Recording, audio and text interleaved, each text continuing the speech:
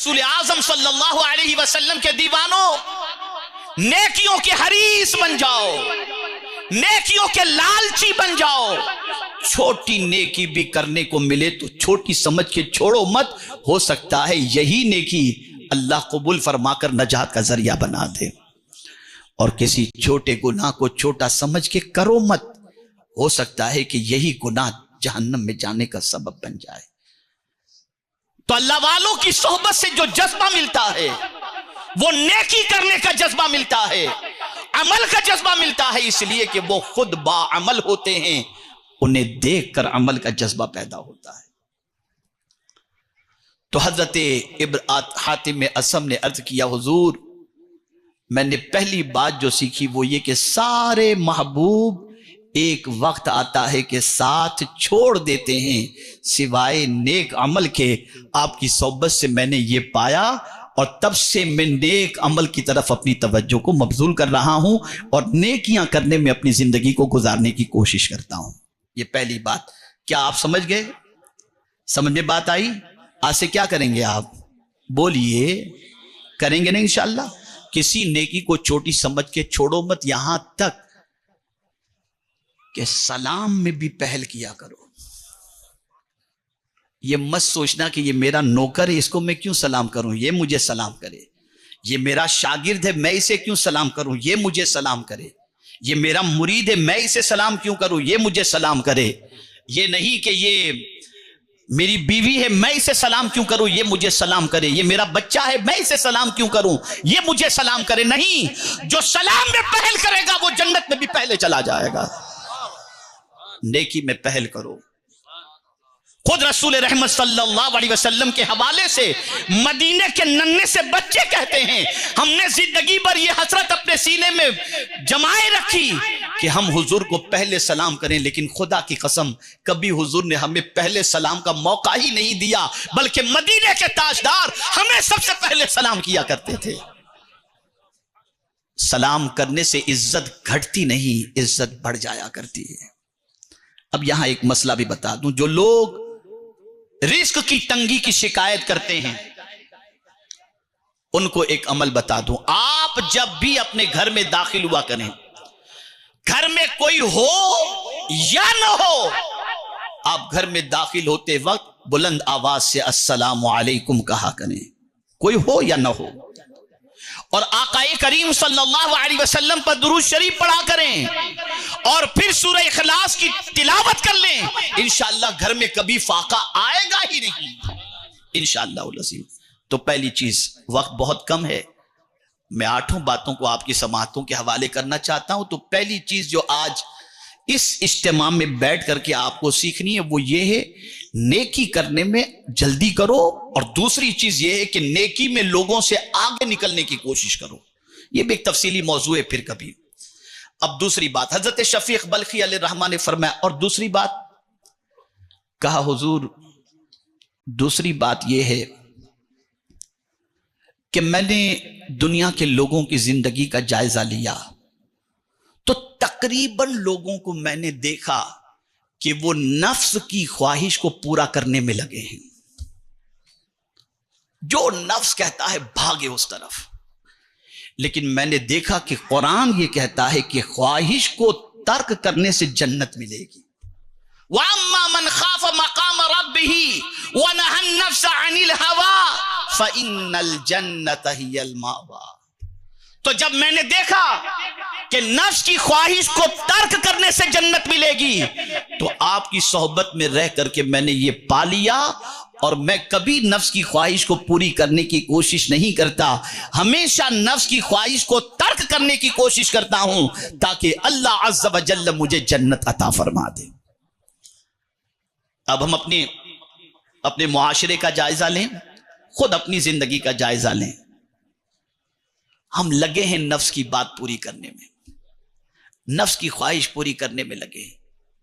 जो वो कहता है, जिस तरीके से कहता है, जरा भी हिचकिचाते नहीं हैं। इसी को कुरान ने मेंशन किया, अराइत मनी तखज़ इलाहहु हवा। क्या आपने उन लोगों को देखा जिन्होंने अपने नफ्स को अपना माबूद बना लिया, अपनी ख्वाहिश को माबूद बना लिया? ख्वाहिश یہ خواہش کو معبود بنانا کیا، بس تھوڑا سمجھا دوں تاکہ یہ بات سمجھ میں آ جائے۔ خواہش کو معبود بنانے سے مراد یہ ہے کہ ہم تو کہتے ہیں اللہ ہمارا رب ہے، لیکن مانتے اللہ کی نہیں ہے، مانتے اپنے نفس کی ہیں۔ تو ہم نے نفس کی مان کر، خواہش کی مان کر، ہم نے گویا یہ اعلان کر دیا کہ زبان سے تو کہتے ہیں اللہ ہمارا معبود ہے، لیکن بات نفس کی مان کر کے ہم عملی طور پر اس کو معبود بتاتے ہوئے نظر آ رہے ہیں۔ تو اگر جنت چاہیے تو جنت سستے میں نہیں ملے گی۔ ام حسبتم ان تدخلوا الجنہ، کیا تم نے گمان کر لیا ہے کہ جنت میں داخل ہو جاؤ گے؟ اتنا ایزی ہے؟ اتنے سستے میں جنت مل جائے گی؟ اور اگر اتنے سستے ہی میں جنت کے ملنے کا معاملہ ہوتا تو تاریخ اٹھا کر کے دیکھو، 40 سال تک عشاء کے وضو سے فجر کی نماز غوث پاک نہ پڑھتے۔ جنت بہت مشکلوں سے ملا کرتی ہے، اور آسان سا نسخہ قرآن نے بتا دیا، نفس کی خواہش کو ترک کرو، اللہ تمہیں جنت عطا فرما دے گا۔ تو حضرت حاتم اسم رضی اللہ المولا تبارک و تعالیٰ عنہ نے عرض کیا کہ حضور، میں نے نفس کی پیروی کرنے کی بجائے میں نے نفس کی خواہش کو ترک کرنا یہ اپنی زندگی کا ماحول بنا لیا ہے، عادت بنا لی ہے۔ یہ میں نے پایا آپ کی صحبت کی بنیاد پر۔ تیسری بات، حضرت حاتم اسم رضی اللہ تعالیٰ عنہ عرض کرتے ہیں، حضور میں نے لوگوں کو دیکھا کہ مال جمع کرنے میں لگے ہیں، گنتے رہتے ہیں، اور مال کو جمع کرنے کی پوزیشن یہ ہے کہ صبح سے لے کے رات اور رات سے لے کر صبح تک اس فکر کے اندر رہتے ہیں کہ 2 کا 20، 20 کا 200، 200 کا 2 لاکھ، یعنی مال بڑھتا ہی چلا جائے، بڑھتا ہی چلا جائے۔ لیکن حضور مال میں بھی کماتا ہوں، لیکن جمع کر کے نہیں رکھتا، اللہ کے نام پہ خرچ کرتا رہتا ہوں، اللہ کے نام پہ خرچ کرتا رہتا ہوں۔ اور یہ میں نے آپ کی صحبت میں رہ کر قرآن سنا اور سیکھ کر کے میں نے یہ کیا۔ کیا قرآن کہتا ہے؟ قرآن کہتا ہے ما عندکم ینفد وما عند اللہ باق، جو تمہارے پاس ہے وہ ختم ہو جائے گا، اور جو اللہ کے پاس ہے وہ باقی رہنے والا ہے۔ تو میں روانہ کر دیتا ہوں اللہ کے پاس جو ہمیشہ باقی رہے۔ اے رسول اعظم صلی اللہ تعالی علیہ وسلم کے دیوانوں، اللہ والوں کی تعریف قرآن جو بیان کرتا ہے وہ یہی تو بیان کرتا ہے، وَمِمَّا رَزَقْنَاهُمْ يُنْفِقُونَ، یہ متقین کی جماعت ہے جن کی شان قرآن بیان کرتا ہے۔ الف لام میم ذالک الکتاب لا ریب فیہ ھدی للمتقین الذین یؤمنون بالغیب ویقیمون الصلاۃ وَمِمَّا رَزَقْنَاهُمْ يُنْفِقُونَ۔ اللہ والے جمع کر کے نہیں رکھتے، جو ہوتا ہے ضرورت بھر رکھ کر باقی اللہ کی راہ کے اندر خرچ کر دیا کرتے ہیں، اس لیے کہ وہ جانتے ہیں جو اللہ کے نام پہ خرچ کیا جائے گا وہ اللہ کی بارگاہ میں باقی رہے گا، اور ہمیشہ اس کا باقی رہنا قرآن سے ثابت ہے۔ تو عرض کرنے لگے حضور آپ کی صحبت میں رہ کر کے جذبہ سخاوت ہم نے پایا، اور مال جمع کر کے رکھنے کی بجائے مال اللہ کے نام پر خرچ کرنے کا جذبہ ہم نے اپنے اندر پایا، اور ہم کوشش کرتے ہیں کہ مال اللہ کے نام پر خرچ کرتے رہیں۔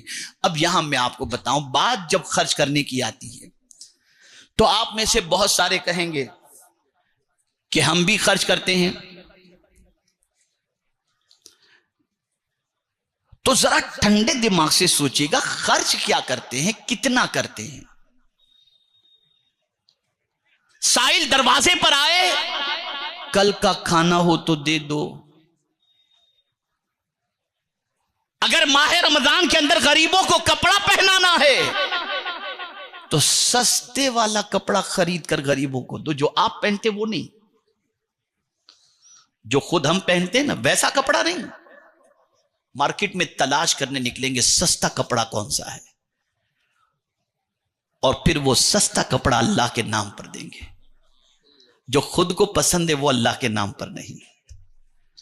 تو قرآن نے کہا لن تنالوا البر حتی تنفقوا مما تحبون وما تنفقوا من شیء جو کچھ تم خرچ کرتے ہو اللہ سب جانتا ہے. ہرگز نیکی کو نہیں پہنچو گے جب تک کہ اپنی محبوب چیز اللہ کے نام پہ خرچ نہ کرو. گھٹیا چیز جو تم اپنے لیے پسند نہیں کرتے اسے اللہ کے نام پر دے کر تم یہ تصور کرتے ہو کہ تم نیکی کما لیے. نہیں، محبوب چیز کو اللہ کے نام پر دو. حضرت عمر ابن عبدالعزیز رضی اللہ تعالی عنہ جن کے دور کو خلافت راشدہ کے دور کے مطابق تعبیر کیا جاتا ہے، وہ جب کوئی مانگتا تو بھر بھر کے گونیاں شکر کی بھجواتے تھے، زیادہ تر شکر بھجواتے تھے. ان سے کسی نے پوچھا کہ حضرت آپ آٹا دال نمک کیوں نہیں بھجواتے ہو، گونی بھر بھر کے شکر کیوں بھجواتے ہو؟ تو جواب میں عرض کرتی تھی مجھے شکر بہت پسند ہے نا، اس لیے قرآن نے کہا اپنی محبوب چیز کو اللہ کے نام پہ قربان تم شکر دے. ذرا دیکھو ہماری پوزیشن کیا ہے. خرچ کرنے والی بات تو کرتے ہیں لوگ، لیکن ذرا دیکھو کیا خرچ کرتے ہو، کون سی چیز اللہ کے نام پہ دیتے ہو. ارے مدرسے میں بچے بھی پڑھانے کے لیے بھیجنے ہیں تو ذہین بچے کو ڈاکٹر بننے کے لیے بھیج دیا اور کند بچے کو مدرسے میں بھیج. یہ سوچ، یہ مینٹلٹی، یہ فکر. تو حضرت حاتم اصم رضی اللہ تعالیٰ عنہ عرض کرتے ہیں کہ حضور میں نے جب پڑھ لیا اور آپ کی صحبت سے میں نے پا لیا کہ جو کچھ ہمارے پاس ہے وہ ختم ہو جائے گا اور جو اللہ کے پاس ہے وہ باقی رہنے والا ہے، تو ہم نے وہاں جمع کر دیا، بھیج دیا اللہ کی بارگاہ کے اندر. اور مجھے یہاں پر حضرت ابو ذر رضی اللہ تعالیٰ عنہ کا واقعہ یاد آتا ہے. ان سے ملاقات کے لیے ایک صحابی پہنچے، گھر میں پہنچے، دیکھا تو کوئی سامان نہیں. کہا ابو ذر تمہیں تو اتنا بہت سارا مال تمہیں ملا تھا، کہاں گیا سب؟ تمہارے گھر میں تو کچھ بھی نہیں. کہا دوسرے گھر میں بھیج دیا ہوں. اب وہ سمجھے کہ دوسری شادی انہوں نے کی ہوگی، تو انہوں نے پوچھ لیا یار دوسری شادی تم نے کی بتائے بھی نہیں، کہاں ہے دوسرا گھر تمہارا؟ کہا آخرت ہے، آخرت ہے، وہاں کے لیے میں نے بھیج دیا، دوسری شادی وغیرہ نہیں کی، میں نے جو مال تھا سب آخرت کے لیے بھیج دیا. وہ جانتے تھے کہ آخرت میں کوئی کسی کے کام نہیں آئے گا، یہی کیا ہوا آخرت میں کام آئے گا، یہی کیا ہوا کام آئے گا. تو حضرت حاتم اصم نے عرض کیا کہ حضور میں نے یہ بات آپ کی صحبت میں رہ کر کے سیکھی. پھر حضرت شفیق بلخی علیہ الرحمٰن نے فرمایا چوتھی بات. تو عرض کرتے ہیں کہ حضور چوتھی بات میں نے یہ سیکھی کہ لوگ قبیلے کی وجہ سے، دولت کی وجہ سے، عزت شہرت کی وجہ سے اور جاہ و حشم جو انہیں مرتبہ ملتا ہے اس مرتبے کو حاصل کر کے لوگوں نے اس میں عزت پانے کی کوشش کی. لوگ اس میں عزت حاصل کرنے کی کوشش کیے کہ قبیلے کی بنیاد پر عزت ملے، دولت کی بنیاد پر عزت ملے، مقام و مرتبے کی وجہ سے عزت ملے. لیکن آپ کی صحبت میں رہ کر کے میں نے یہ سیکھا کہ ان چیزوں میں عزت نہیں ہے. اللہ فرماتا ان اکرمکم عند اللہ اتقاکم، کہ بے شک تم میں اللہ کے نزدیک سب سے زیادہ عزت والا وہ ہے جو سب سے زیادہ اللہ سے ڈرنے والا ہے. تو حضرت جب میں نے دیکھا کہ ان چیزوں کے اندر عزت نہیں ہے، تقوی میں عزت ہے، تو میں نے زندگی اللہ سے ڈرنے کے اندر گزارنے کی کوشش کر دی. میں نے اللہ سے ڈرنے میں زندگی گزارنے کی کوشش کر دی. تو حضور یہ بھی آپ کی صحبت میں رہ کر کے میں نے سیکھا. تقوی کوئی معمولی چیز کا نام ہے؟ ایک ہے تقوی اور قربان جائیے ایک ہے اتقا. کون ہے اتقا؟ صدیق اکبر رضی اللہ تعالیٰ. اور انہیں اتقا کسی اور نے نہیں، قرآن نے کہا وَسَيُجَنَّبُهَا الْأَتْقَى. جسے قرآن اتقا کہے اس کے اتقا ہونے میں کیا شک ہو سکتا ہے؟ اور غوث پاک رضی اللہ تعالیٰ عنہ کی شان میں بھی اعلیٰ حضرت کیا کہتے ہیں؟ غوث اعظم امام التقا والنقا. کوئی بھی اس وقت تک ولی ہو ہی نہیں سکتا جب تک کہ اس کے اندر ایمان کے ساتھ تقوی کی دولت موجود نہ ہو. اس لیے کہ ولی کی ڈیفینیشن اللہ نے بیان فرمائی الذین آمنوا وکانوا یتقون. اور آج ہماری گلیوں کے چھوکرے لوگ کسی کو بھی دیکھا ولی بنا دیا. بہت پہنچے ہوئے بابا ہیں. ارے ان کی معاذ اللہ کیا کر رہے ہو تم؟ آج کل کے چھوکرے ٹائٹل ولی کا دے رہے ہیں. ہمیشہ یاد رکھو کوئی بھی خطاب بڑا چھوٹے کو دیتا ہے, چھوٹا بڑے کو نہیں دیتا. اللہ نے رسول کا خطاب دیا حضور صلی اللہ علیہ وسلم کو, صحابہ نے نہیں دیا. اللہ یجتبی الیہ من یشاء ویہدی الیہ من یرید ولیکن اللہ یجتبی من رسلہ من یشاء کما قال. صحابی کا خطاب تابعین نے نہیں دیا, حضور نے صحابہ کو صحابہ کہا ہے. یہ کل کے چھوکرے ولی کا خطاب بانٹ رہے ہیں. گلیوں کے لڑکے ولی کا خطاب بانٹ رہے ہیں. ارے آپ جانتے ہو ولی کسے کہتے ہیں؟ حدیث قدسی ہے من عاد لی ولیا فقد آذنتہ بالحرب. جو میرے ولی سے دشمنی کرے میں اسے اعلان جنگ کرتا ہوں. یہ اللہ فرما رہا ہے. آپ ذرا سوچو تو صحیح کیا کرنے جا رہے ہو اور کس طرف قدم بڑھا رہے ہو. خبردار اپنی زبان کو لگام دو. کوئی بڑا لقب کسی کو دینے سے پہلے 50 مرتبہ سوچا کرو کہ تمہاری کیا حیثیت ہے اور تم کس کو کیا لقب دے رہے ہو. تقوی بہت بڑی دولت ہے. یہ جو کہا جاتا ہے کہ ولی کی چوکھٹ پر مراد پوری ہوتی ہے, ان کی دعائیں پوری ہوتی ہیں, ان کے یہاں سے کام بن جایا کرتا ہے, کس بنیاد پر؟ تقوی کی بنیاد پر. وہ متقی ہوتے ہیں اس لیے کہ قرآن کہتا ہے وَمَن يَتَّقِ اللَّهَ يَجْعَلْ لَهُ مِنْ أَمْرِهِ يُسْرًا. جو اللہ سے ڈرتا ہے اللہ اس کے سارے کام بنا دیا کرتا ہے. ولی متقی ہوتے ہیں. اور کسی ولی کو دیکھ لو, غوث پاک کا گھر جا کر کے دیکھ لو بغداد شریف میں کہاں تھا, کہاں ہے, ذرا تلاش کر کے مجھے بتاؤ. چلیے وہاں نہیں جا سکتے بغداد شریف, تو ہندوستان میں جا کے خواجہ کا محل کوئی بتا دے. خواجہ صاحب نے بتا دیا عزت مال و دولت اور جاہ و حشم ساری چیزیں اور یہ سارے سرمایہ سے نہیں ملتی. میری زندگی دیکھو, میں نے تقوی اختیار کیا, اللہ نے مجھے عزت عطا فرما دی. تو حضرت حاتم اسم نے کہا ان اکرمکم عند اللہ اتقاکم.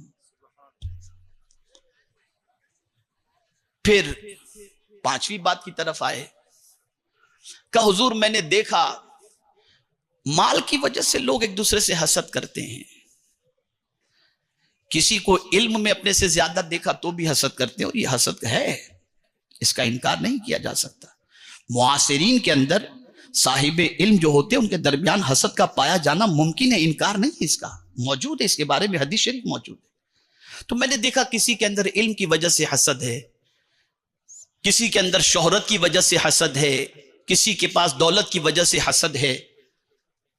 پھر آپ کی صحبت میں رہ کر کے میں نے جب سیکھا تو میں نے حسد اپنے دل سے, حسد دل میں لانے کی میں نے کوشش ہی نہیں کی, اس لیے کہ آپ کی صحبت میں رہ کر میں نے قرآن کی ایک آیت سنی, اور وہ آیت یہ ہے نحن قسمنا بینہم معیشتہم. اللہ فرماتا ہے کہ ہم نے ان کے درمیان روزی تقسیم کی ہے, تو جب دینے والا خدا ہے تو میں کون ہوتا ہوں حسد کرنے والا؟ تو میں اللہ کی تقسیم پر راضی ہوں. مولا جسے چاہے جو عطا فرما دے, میں کون ہوتا ہوں حسد کرنے والا؟ تو جب مجھے پتا چلا دینے والی ذات خدا کی ہے تو میں نے کبھی کسی کے سلسلے میں حسد نہیں کیا, کسی کے سلسلے میں حسد نہیں کیا. یہ 5ویں بات ہوئی. میرے پیارے آقا صلی اللہ علیہ وسلم کے پیارے دیوانوں, اب یہاں ایک چیز میں آپ سے پوچھتا ہوں. اللہ کسی کو دینا چاہتا ہے اور آپ چاہتے ہیں کہ نہ پہنچے, کس کی چلے گی, آپ کی چلے گی یا خدا کی چلے گی؟ ذرا مجھے بتاؤ, آپ کی چلے گی یا خدا کی چلے گی؟ جب خدا کی چلے گی تو آپ کاہے کو اللہ کے فعل, اللہ عز و جل کی خوشی کے اندر مداخلت کرتے ہو؟ اللہ بہتر جانتا ہے کس کو کیا دینا چاہیے. کیا دینا چاہیے اللہ بہتر جانتا ہے. اور اسی سے یہ بات سمجھ میں آئی کہ میرے پیارے آقا صلی اللہ علیہ وسلم کے پیارے دیوانوں، صحابہ کے لیے جو رضی اللہ تعالی عنہ جو آیا ہے نا، وہ اسی لیے ہے کہ ان کے یہاں حسد نہیں، وہ اللہ سے راضی ہیں. ان کے لیے آخر میں رضی اللہ تعالی عنہ ہی آ گیا تاکہ دنیا کو پتہ چل جائے وہ اللہ کی تقسیم پر راضی تھے. تو اگر کسی کو آپ علم میں، کمال میں، دولت میں اگر آپ سے بہتر دیکھو تو نہ اس کے زوال کی تمنا رکھو، نہ اس سے کبھی حسد کرو، اس لیے کہ سوائے آپ کو جلنے کے اور آپ کے نامہ اعمال کے اندر نیکیوں کے جلنے کے آپ کو کچھ حاصل نہیں ہو سکتا. لیکن اگر آپ اس کو دیکھ کر کے خوش ہوتے ہیں تو اس خوشی پر اللہ آپ کو بھی نواز دے گا. اور یہ حدیث شریف سے ثابت ہے، یہ بھی حدیث شریف سے ثابت ہے. حضرت عبداللہ ابن عمر رضی اللہ تعالی عنہما محفل کے اندر سرکار صلی اللہ علیہ وسلم کے ایک صحابی حاضر ہوئے. ان کے آنے سے پہلے رسول رحمت صلی اللہ علیہ وسلم نے فرمایا ایک شخص آئے گا، آخر میں بیٹھے گا، محفل کے ختم ہوتے ہی پہلے چلا جائے گا، جس نے اسے دیکھا اس نے جنتی کو دیکھا. آئے ایک صحابی، آخر میں آئے، بیٹھے، محفل کے ختم ہوتے ہی پہلے وہ نکل گئے. 3 روز تک حضور نے فرمایا اور تینوں روز تک وہی آتے رہے، اور انہی کے حوالے سے حضور صلی اللہ علیہ وسلم نے جنتی ہونے کے بارے میں فرمایا. حضرت عبداللہ ابن عمر دیکھ رہے تھے برابر کہ یہی بندہ آخر میں آتا ہے اور پہلے چلا جاتا ہے، اسی کے بارے میں حضور فرما رہے ہیں. تو تیسرے دن جب وہ جانے لگے تو حضرت عبداللہ ابن عمر رضی اللہ تعالیٰ عنہما نے عرض کیا کہ اگر آپ اجازت دو تو میں آپ کا مہمان بن جاؤں. کہا چلیے خود، سبحان اللہ. گئے، مہمان بنا کے رکھا، ساتھ میں رکھے. 3 دن و رات انہوں نے ساتھ میں گزارے. کوئی ایسی نیکی نہیں دیکھی، بلکہ ان سے زیادہ نیکی کرنے والے بہت سارے موجود تھے. 3 دن کے بعد حضرت عبداللہ ابن عمر رضی اللہ تعالیٰ عنہما جب جانے لگے تو انہوں نے پوچھا کہ بڑی خوشی ہوئی آپ تشریف لائے، لیکن کوئی خاص بات؟ کہا نہیں، بتا ہی دیتا ہوں، تمہارے آنے سے پہلے حضور صلی اللہ علیہ وسلم نے 3 دن تک یہی فرمایا اور آخر میں آنے والے تم ہی تھے. تو میں یہ دیکھنے کے لیے آیا کہ تم کون سا عمل کرتے ہو کہ جس کی وجہ سے حضور نے تمہیں جنتی ڈکلیئر کیا. تو کیا میں نے جو رات میں تمہارے عمل دیکھے، دن میں تمہارے عمل دیکھے، اس کے علاوہ بھی کچھ کرتے ہو؟ کہا نہیں، بس یہی کرتا ہوں جو تم نے دیکھا، اس کے علاوہ کوئی مخصوص میرا عمل نہیں ہے. تو پھر وہ سوچ میں پڑ گئے حضرت عبداللہ ابن عمر. کون ہے حضرت عبداللہ ابن عمر رضی اللہ تعالیٰ عنہما؟ سرکار کی اداؤں کے محافظ کا نام ہے حضرت عبداللہ ابن عمر. ایک ایک سنت کو چن چن کے تلاش کر کے اس پر انہوں نے عمل کیا. تو حضرت عبداللہ ابن عمر رضی اللہ تعالیٰ عنہما نے ان سے پوچھا اس کے علاوہ کوئی عمل؟ کہا نہیں، لیکن میری ایک عادت ہے. اب تم نے جب کہہ دیا کہ حضور صلی اللہ علیہ وسلم نے جنتی ڈکلیئر کیا تو بس میری ایک عادت ہے، ہو سکتا ہے شاید میرے آقا کو یہی عادت پسند ہو. کہا کیا عادت ہے؟ عرض کرتے ہیں کہ جب کسی مسلمان کو خوش دیکھتا ہوں تو اللہ کی بارگاہ میں دعا کرتا ہوں اللہ اسے اور خوشیاں عطا فرما، اسے اور عطا فرما، اسے اور نواز دے. بس حضرت عبداللہ ابن عمر کی آنکھوں سے آنسو نکل گئے اور فرمانے لگے بس یہی وہ نیکی ہے جس کی بنیاد پر حضور نے تمہیں جنتی ڈکلیئر کر دیا. تو آج کے بعد حسد بند، تمہارے چاہے سے کچھ نہیں ہوگا، رب کے چاہے سے ہی سب کچھ ہوگا. آئیے اب چھٹی چیز کی طرف چلتے ہیں. حضرت حاتم اصم حضرت شفیق بلخی رحمت اللہ تعالی علیہ سے عرض کرتے ہیں کہ حضور، میں نے دیکھا کہ مال کے لیے لوگ حلال بھی نہیں دیکھتے، حرام بھی نہیں دیکھتے،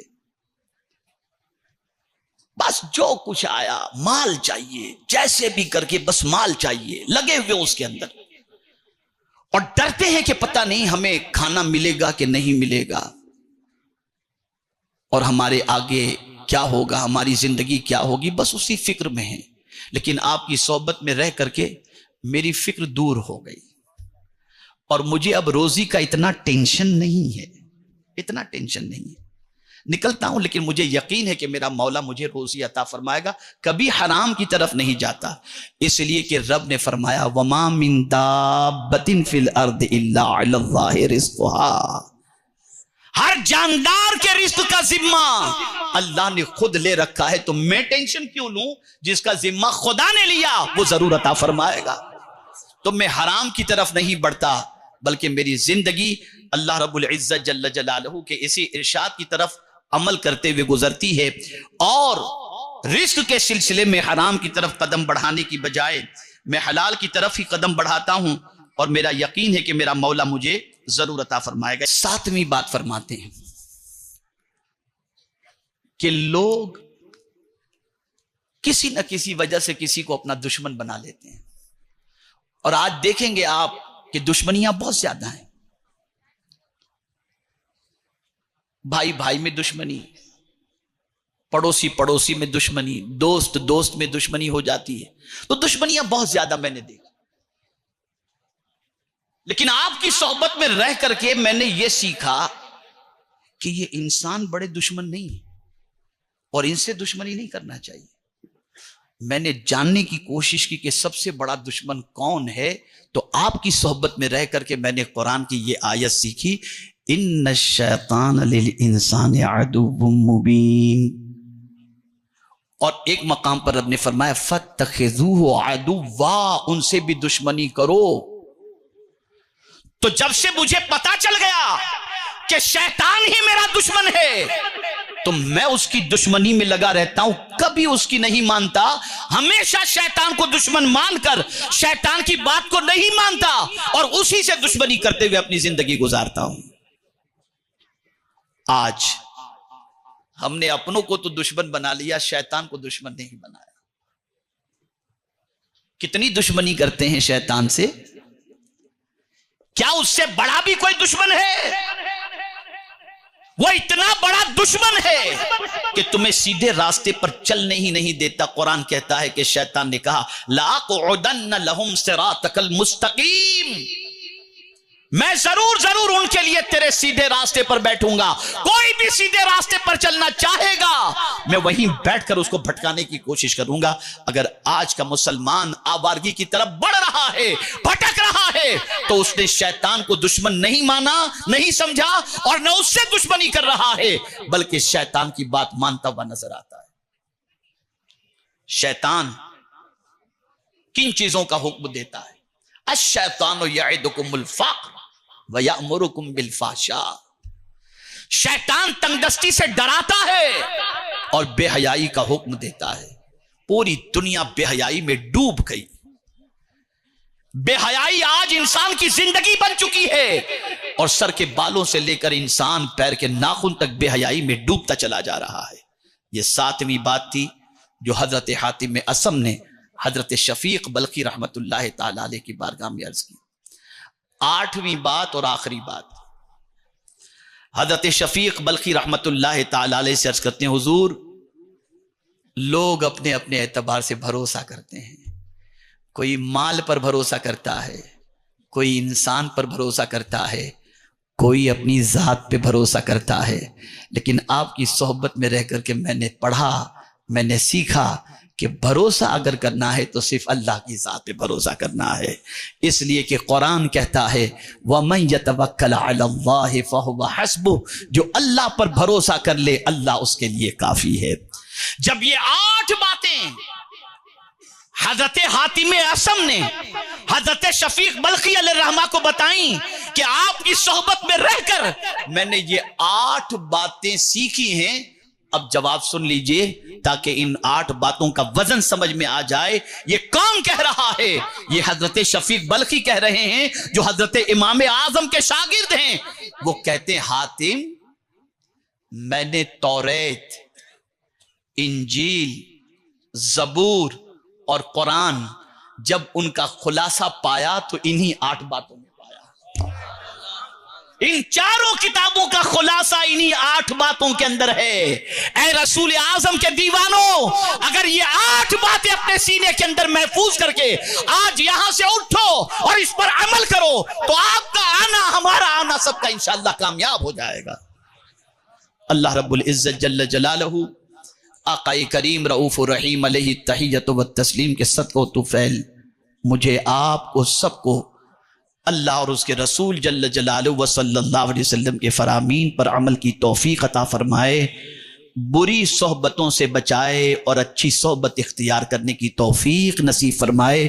سنی دعوت اسلامی کا اجتماع صرف اسی لیے منعقد کیا جاتا ہے کہ ہم اپنی آخرت کو بھی سنواریں، اپنی دنیا کو بھی سنواریں، اور موجودہ دور کے بڑھتے ہوئے فتنوں کے سیلاب کے اندر عقیدے کے تحفظ کے ساتھ ساتھ اپنی زندگی کو قانون الہی اور قانون رسول صلی اللہ علیہ وسلم کے سانچے میں کیسے ڈھالیں، اس کو ہم سیکھیں۔